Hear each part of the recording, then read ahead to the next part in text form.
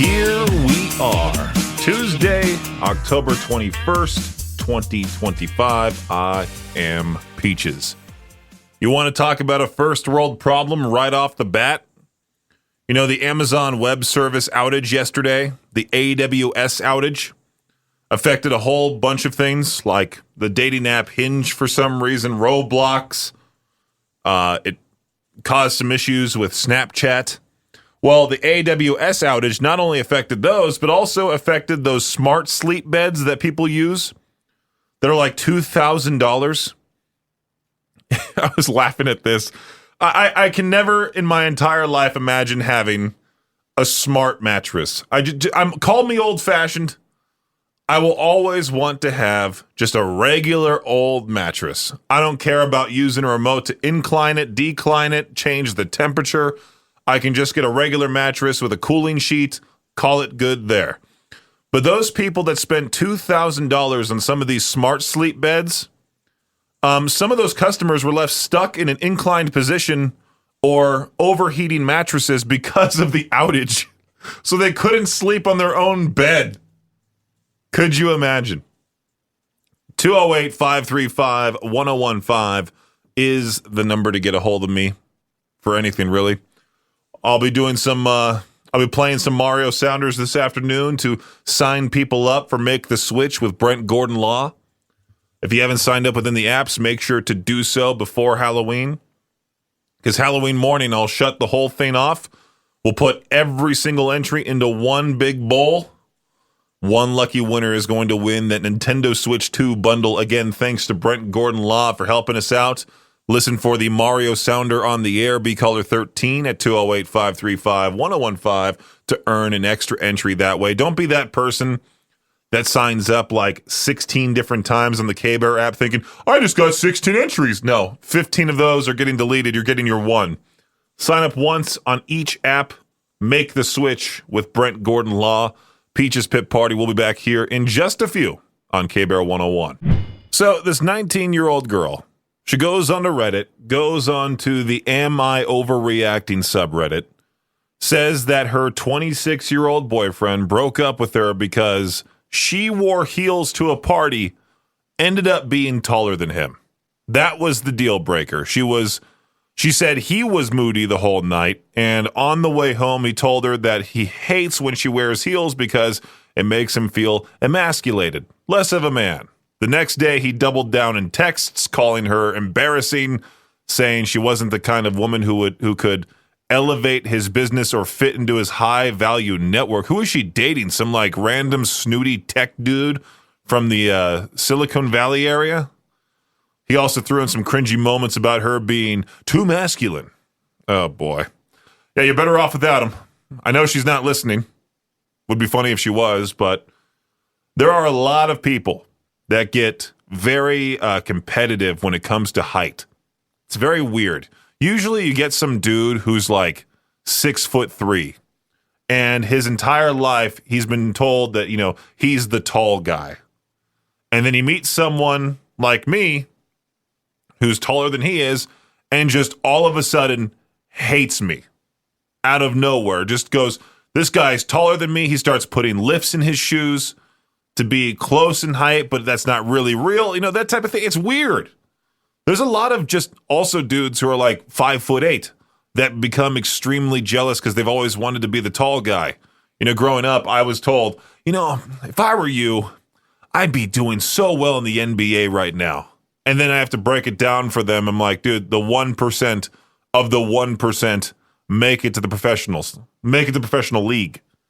There's no way you'd all of a sudden be, just because you're tall, you'd make it right into the big leagues, you know? There's a lot of people out there who are taller than me, and I don't go around screaming my head off at them, pretending to hate them just because they're taller than me. There's tons of people out there. There's always somebody bigger than you. Who cares if it's a woman? There's a WNBA player, I think, who's the same height as me, Liz Cambridge. If she wore heels, she'd be taller than me, too. Yeah, again, just people are... the high-value network comment kind of threw me off. The high-value network comment, That's what threw me off with this whole thing. He basically said, "You can't elevate my business, sweetie. You're out of here." What do you mean by that? Add that guy to the r/LinkedIn lunatic subreddit. You ever type out a Facebook comment and then you just stop yourself and say, hey, you know what? I could potentially get in trouble for saying something like this online, like it's in writing, and it can be referred to as long as the post doesn't get deleted, right? Well, I decided to somewhat start expressing my opinion about my hatred, my distaste for the quote-unquote world-famous KROQ in Los Angeles. You know, growing up in Southern California, that was like the only rock station to really listen to.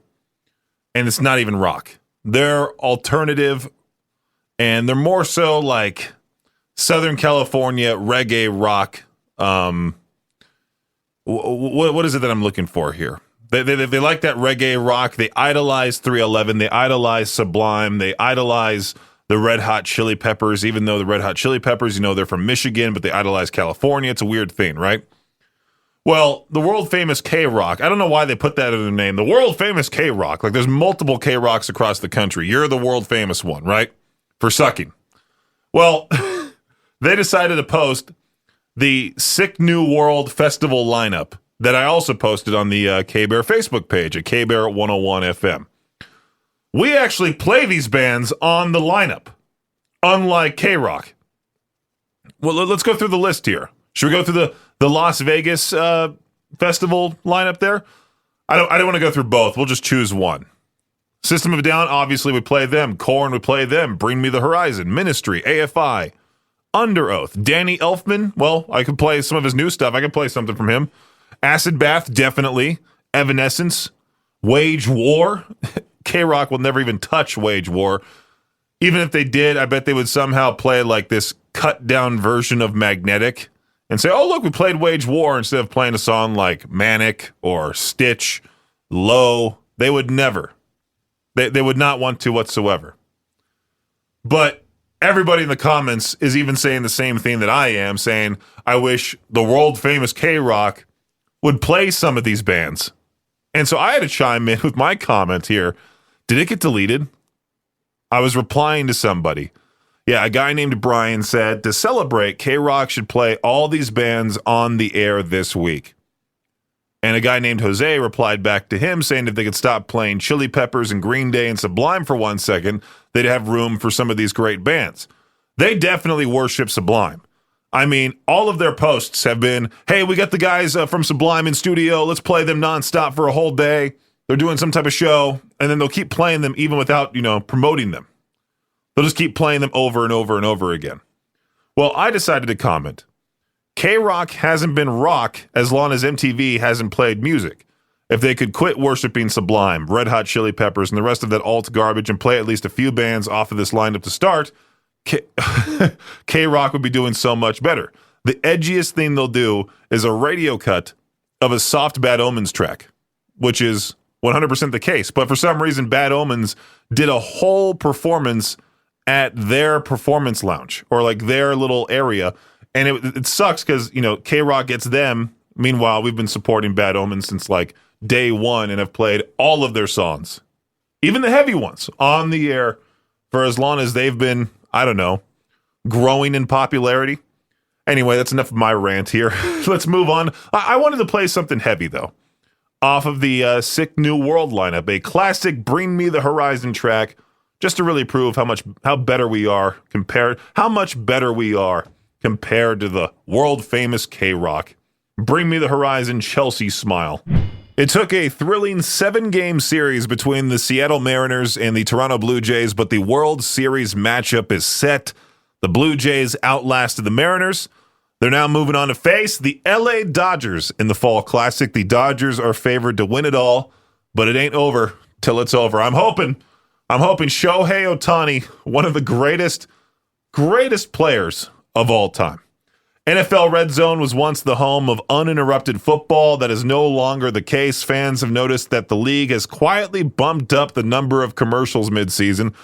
It's a bummer because viewers are paying for Red Zone, And now they have to deal with more and more ads, but it's the same deal with every paid streaming service these days.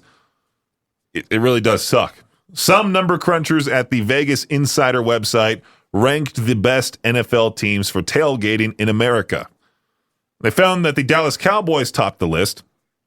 The scene around AT&T Stadium gets points for massive fan turnout, high engagement, and a reputation for larger-than-life game days.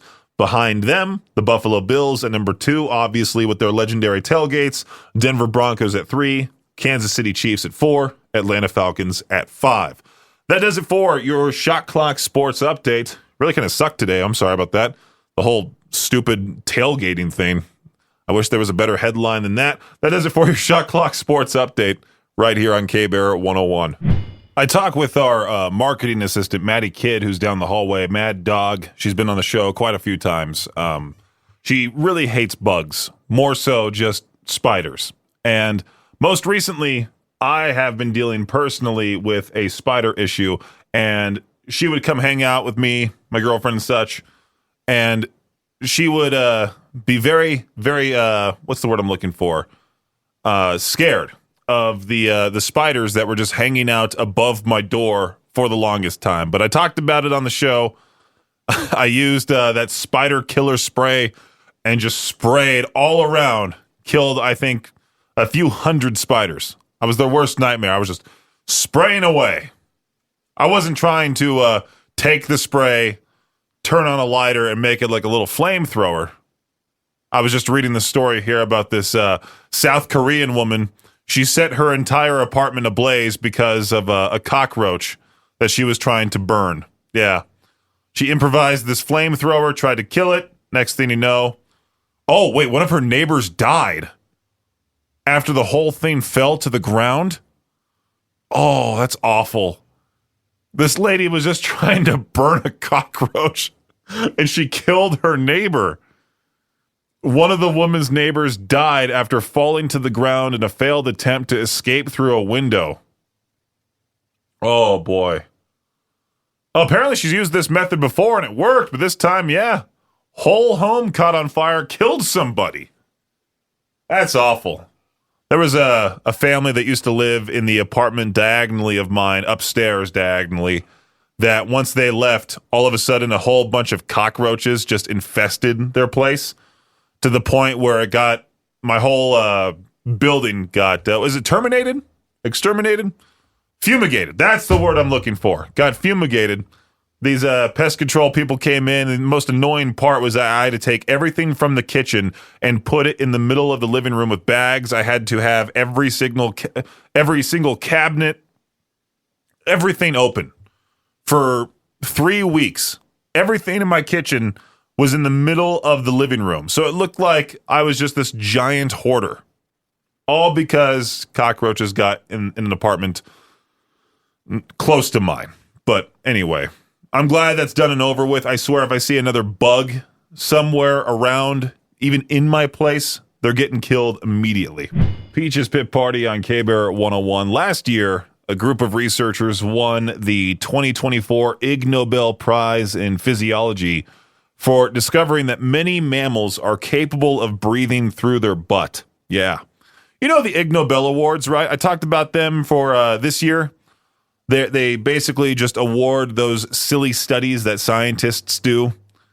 But there's a serious side to this particular study. That same group of people who have discovered that many mammals are capable of breathing through their butt, they have conducted a new study on the feasibility of adapting this method to treat people with blocked airways or clogged lungs with promising results that bring the butt oxygen delivery one step closer to a medical reality, which is pretty cool, right? Pretty soon, butt breathing might be a real medical treatment. I mean, it sounds silly, but also at the same time, like, you want to save somebody's life, you know? Remember the whole iron lung thing? Seeing people in those devices?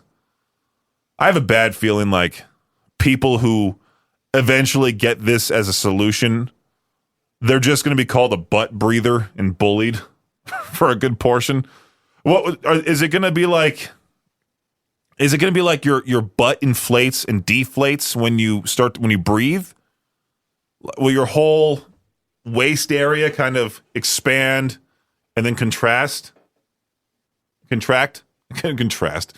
Wow, I am stupid.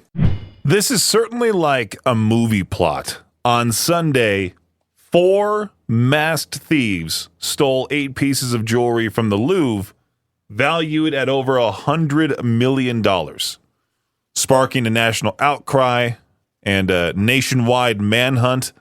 The daring heist took just 7 minutes for these 4 masked thieves just to go into the Louvre, steal, and get away, leaving investigators searching for answers as to how one of the world's most secure museums was robbed in such a brief window of time. It is weird. Like, one of the most secure places getting robbed, and now is it still closed? Are they still trying to get the whole, all the details, have people, have detectives do their work? This whole ABC News article that I'm looking at really breaks it down. 9:30, a truck with an extendable ladder arrived at the Louvre's, at one side of the Louvre. The thieves raised the ladder in order to reach a second-floor balcony to enter the museum. The Louvre had only been open for about a half an hour at the time of the theft, according to the museum's posted hours of operation. 9:34, 4 minutes later, 2 of the thieves dressed as construction workers scaled the ladder, used an angle grinder to cut through a window in the Apollo Gallery, just a few rooms away from where the Mona Lisa is displayed. The thieves then smashed 2 display cases using the angle grinder, removed 8 pieces of jewelry belonging to Emperor Napoleon and his wife, according to police. Then at 9:37, the alarm was triggered, alerting museum staff and authorities to the theft. 9:38, escape. Fewer than 4 minutes after they broke into the gallery, the thieves fled, descending the ladder, escaping on 2 motorbikes. Wow. But in their hasty escape, the robbers dropped one of the stolen pieces of jewelry, the crown of Empress Eugenie, which was adorned with over 1,000 diamonds. The crown was recovered, but was damaged, which does suck. Oh, the crown is really pretty. Whoa. That's awesome. That's a cool-looking crown. But I just can't believe that they did this old-fashioned heist. I wonder how much planning went into this. For a fact, in a couple of months, we're going to get that Netflix documentary all about the fastest thievery at the world's most secure museum, something with an extremely long title, really going into detail about this whole thing. Let's move on to some Avatar. Tonight, we must be warriors on K-Bear 101. For some reason, I feel like I've talked about something like this before. This 74-year-old man in India recently faked his death, staged a mock funeral, just to see who would attend.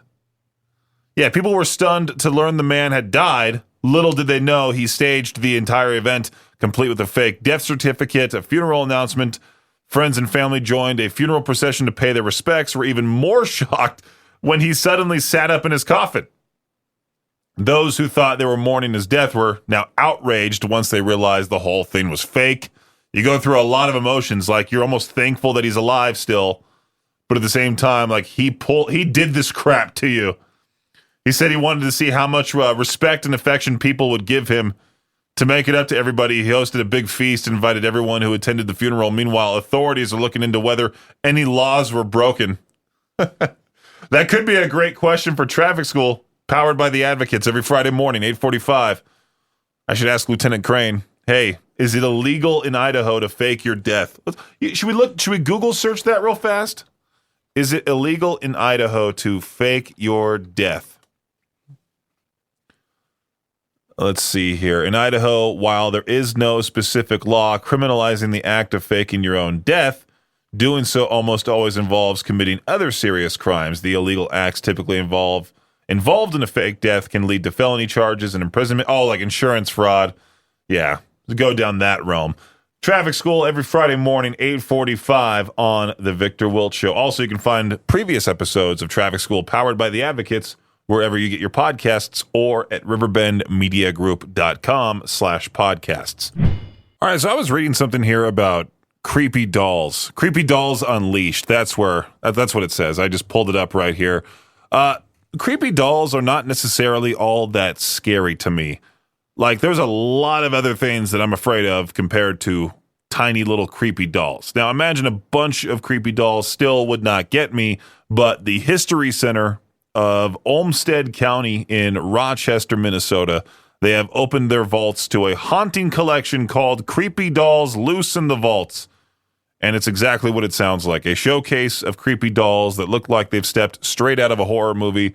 The guy who's in charge of the whole thing, Chris DeLissel, he says the idea is the dolls are let loose in the vaults. They curate the show themselves, picking objects. So it's just a whole bunch of dolls that that this guy and his team have propped up.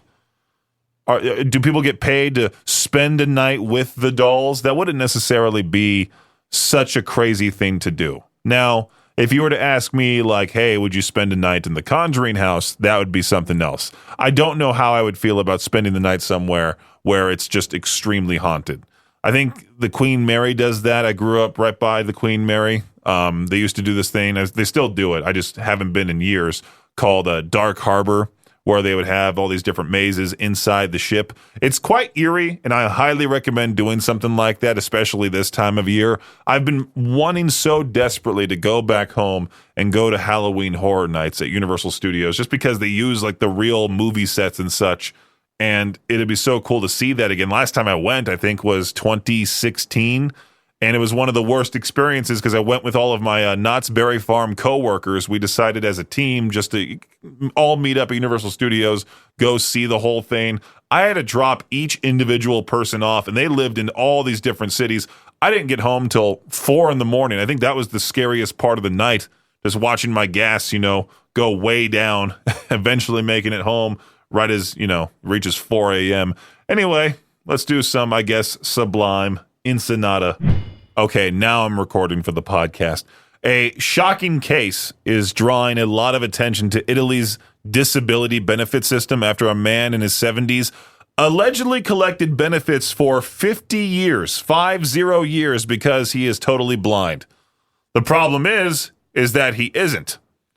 He was declared blind after a workplace accident decades ago and has been receiving state support ever since. But suspicions arose when Italy's finance police noticed inconsistencies during his routine checks. So they launched an undercover investigation. What they found was astonishing, that officers just followed him, filmed the man as he navigated the city with ease. He was seen gardening with sharp tools, inspecting fruits and vegetables at the market, paying for items, all without assistance. That evidence was enough to charge him with fraud against the state. Authorities have now suspended all his benefits, launched a tax audit. Pete from Cannonball, the main. So if you tune into Cannonball 101, the main voice you hear that keeps saying Cannonball 101, the greatest hits, Pete, that's his voice, and he is 100% blind. He surfs. He's a viral YouTuber. He does this really funny series called Blind Guy Unboxing. And he feels the things that people send him. I swear that I think there was one person that sent him like crickets and they went everywhere. And that was just that was the funniest thing, but also horrible at the same time. I can only imagine thinking you're following some blind dude. Of course, he's not going to see you. But with this guy, I mean, the second you see him do something like, count change? Oh, we got him. He's faking it. We talked about it previously on the noon hour of Madness and Mayhem. There's a radio station in Salt Lake City that has already switched over to Christmas music. Radio station in SLC, Christmas music. I need to see which one it was. It's, is it? Wait, hold on. Forget it. It pulled up that AI overview crap and then, here we go. Why this Utah radio station is already playing holiday music. October 8th, The Wave 103.1. Yeah, they changed to like Christmas 103 or something like that. Was that station failing? So they said, hey, you know what? We just need to do something that would gain national attention. And sure enough, I'm talking about it. Even though we're relatively close by, it did make like national news that this station already switched over to Christmas music. Maybe we should, I don't know, message the radio press or whatever they're called, and just say, hey, we played a Christmas song back in July. We're technically the first people, because I think Victor does that every year, where in the middle of the summertime he'll just play one Christmas song to say, hey, we're the first radio station to play a Christmas track. But it's a big deal to make the big switch. I love how there's always that staple station everywhere that likes to make the big switch, and they get that big light switch and they flick it. All of a sudden they play nonstop Christmas music, terrorizing all the retail workers in the area. I bet it does suck. Luckily, I never worked at a place that blasted Christmas music. I mean, here at K-Bear, we're playing Halloween tracks. Thanks to Juice City Vapor, we got our K-Bear rockin' Halloween. Here's one right now for you. Alice Cooper, I Love the Dead. Usually after we're both off work, my girlfriend and I will kind of just plan something. Plan to either go to her place, my place, make dinner, watch a movie, etc. And for the first time in a while, we plan on doing like our own separate thing tonight, just because I need to clean up my place, she needs to clean up her place, that type of thing. And I'm just trying to figure out now, what do I do for dinner? I used to be that guy that would be like, okay, what do I do? Okay, I'll go to the store, I'll get these ingredients, make this. Now I feel useless, because for the most part, we just get things together. And now I'm just like, okay, I'm on my own again. What do I make? And I saw here today, International Day of the Nacho. Should I just be lazy, make nachos for dinner? Get like a giant pack of those, the cheapest chips that they have at Winco. Get a gross can of nacho cheese, put it in the pot, not melt it, but, heat it up. Chop up some jalapenos, put some beans on there. Ask a stupid question like, what's a superior nacho topping? Add some olives. Is that a white thing to do, to add some olives to the top of nachos? Sour cream, maybe. I don't want it to be this giant gloppy mess. I just want to have some delicious nachos. Because usually if you add too much of like sour cream, guacamole, cheese, beans, you get this giant goop. And it's not the greatest. But yeah, if you want to eat nachos tonight, International Day of the Nacho. You can also watch Nacho Libre. It is now that time for To Peach Their Own. I asked the question here, what is the worst movie that you've ever seen? Only because it popped up like 3 different times on 3 different subreddits as I was scrolling Reddit here in the studio. What is the worst movie that you've ever seen? Let me know. 208-535-1015. I already asked the question in the K-Bear 101 Idaho Rock and Middle Facebook group. My own dad comments this. I've asked this question in the past. My dad commented Yu-Gi-Oh!, which I don't know what year that movie came out. It was quite a long time ago. I don't think my dad even knows what Yu-Gi-Oh! Still is. Like, I barely know the card game. I collected the cards as a kid, but did I play the card game? Absolutely not. It, for some reason, resurfaced with my old high school basketball team, that they all of a sudden just busted out the old Yu-Gi-Oh! Cards and started playing the card game at, like, lunch or whatever. But we have this family friend. We know this family, the McGuires. We're still friends with them to this day. I just saw them when I went to California last, but their son has severe autism. And he, funny enough, growing up was obsessed with Yu-Gi-Oh! So my dad knew I had somewhat interest in Yu-Gi-Oh! So my dad, his dad, both of us went and saw the Yu-Gi-Oh! Movie back then. And you know when a movie absolutely sucks, you want to fall asleep, so you do so, but you also do so loudly to the point where everyone around you knows that you intentionally fell asleep? That's what my dad did. He snored as loudly as he could, and I did the same thing when I saw Harry Potter and the Goblet of Fire. I was forced to watch that at that birthday party, the sleepover that I went to when I was like 13. I couldn't care less about Harry Potter. And sure enough, right as the movie started, about like 20 minutes in, I just fell asleep, woke up, and it was almost over, thankfully. But yeah, what is the worst movie that you've ever seen? Let me know. 208-535-1015. K-Bear, what's happening? Not much. What's the worst movie you've ever seen? Breakfast of Champions with Bruce Willis. Breakfast of Champions with Bruce Willis. I've never heard of this movie. What's so bad about it? It was filmed in Twin Falls, Idaho, and I was a security guard on it. It wasn't because of that. It was pretty lame. Breakfast of Champions with Bruce Willis. All right. Well, thank you for that answer. I appreciate it. Yep. Yeah, I'm reading the plot here. A portrait of a fictional town in the Midwest that is home to a group of idiosyncratic and slightly neurotic characters. Dwayne Hoover is a wealthy car dealership owner that's on the brink of suicide and is losing touch with reality. Jeez. 4.6 out of 10 on IMDb, 28% on Rotten Tomatoes. K-Bear, how's it going? It's just great. What's the worst movie that you've ever seen? Lose 2 hours of your life, watch Rubber. Rubber, the killer tire movie. Yeah. The killer tire movie. You want to lose tons of your life, dude. That's it right there. Getting your answers for what is the worst movie you have ever seen. K-Bear, how's it going? Good. So your question. Yes. Life of Pi. I was basically a lot of my friends were reading that book back in the day, but I was never really tempted to watch the movie. Was it really that bad? It was horrible. Okay. I don't know how I made it through it. I kept thinking something good would happen or something would happen. It was the most boring thing ever. But it's literally just the kid in the boat with the tiger, and that's it. But there's really, and then at the end there's really no tiger. It's like, what? What? Yeah. All right. Yeah. Okay, thanks. Appreciate it, man. Thank you so much. Yeah.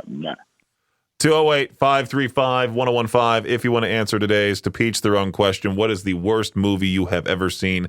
One of the worst ones I have ever seen is Jack and Jill with Adam Sandler. I think it was a couple years ago. My family and I, we did this little staycation where we went to Los Angeles. We drove 30 minutes from Orange County to L.A., stayed at the place. I think it was the Magic Castle. We stayed at one of those rooms there. And my dad was very nice. My parents were thoughtful. I think it was more so my dad and my sister that were trying to be thoughtful. They knew I collected DVDs. They saw this one for real cheap, Jack and Jill with Adam Sandler. We watched that movie. It was the worst piece of crap I have ever seen in my entire life. And then, years later, I watched the movie Chernobyl Diaries, and that has Jesse McCartney in it. One of the worst movies I have ever seen. I remember seeing trailers for that on like Spike TV back when I used to watch wrestling live on television. Chernobyl Diaries, man, that was an awful movie. Thanks for listening to Peach's Pit Party, the podcast. If you enjoyed the show, please share, subscribe, and rate the podcast. Peach's Pit Party is hosted by me, Peaches, a.k.a. Brendan Peach, and is a production of Riverbend Media Group. For more information or to contact the show, visit riverbendmediagroup.com. Until next time, Peach out.